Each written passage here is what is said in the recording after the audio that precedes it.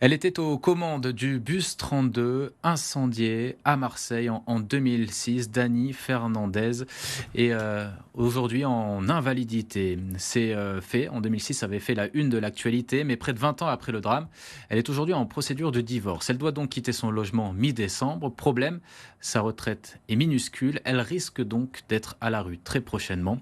Manon Musica, notre reporter, est allée à sa rencontre aujourd'hui. Dani fait ses cartons. Ce domicile, elle doit le quitter dans les prochains jours suite à un divorce. Et ensuite, c'est la grande interrogation.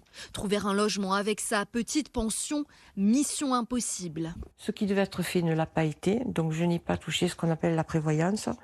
Et j'ai un revenu minimum. La retraite a été calculée sur ce revenu-là, et donc j'ai 574 € de retraite. Voilà.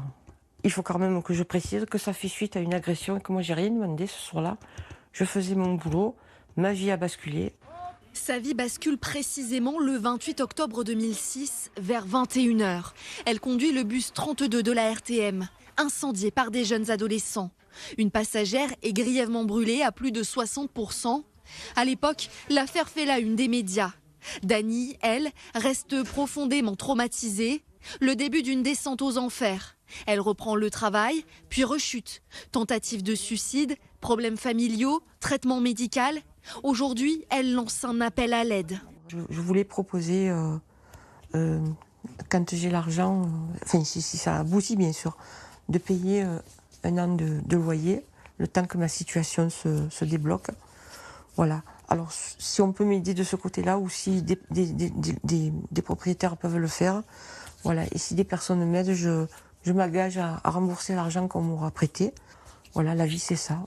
On tend la main à quelqu'un qui est à terre, on l'enfonce pas. Le 23 décembre, elle soufflera ses 64 bougies. Elle espère régler le contentieux auprès de son ex-employeur et la CARSAT pour prendre un nouveau départ et peut-être sourire enfin à la vie.